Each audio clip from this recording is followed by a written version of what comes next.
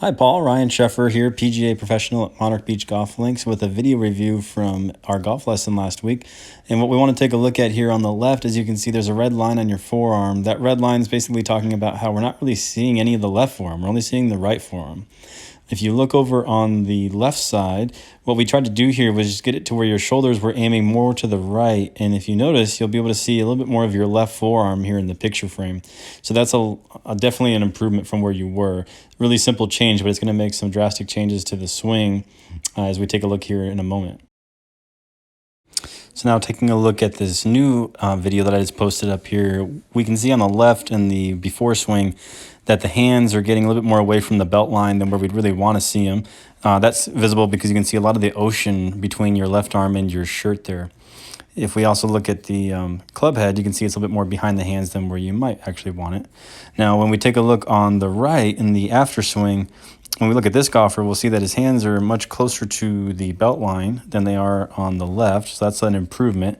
Negative, though, is that the right elbow is bending a little bit too much and the golf club is well behind the rear. What we're going to want to do is get that to where that club is more in line with the hands, but keeping the hands close to the belt line.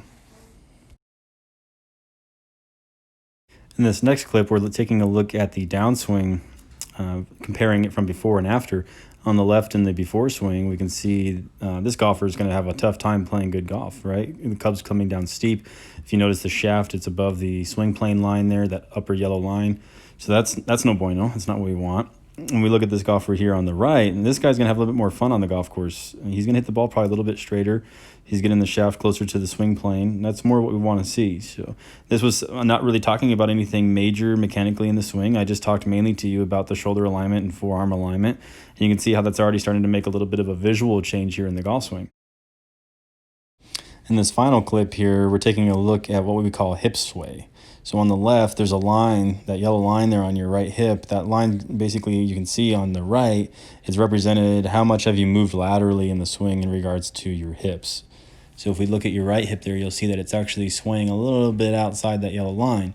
So that's swaying away from the target. We actually want to move the sways more towards the target, meaning that there should be a little bit of space between your right hip and that start line.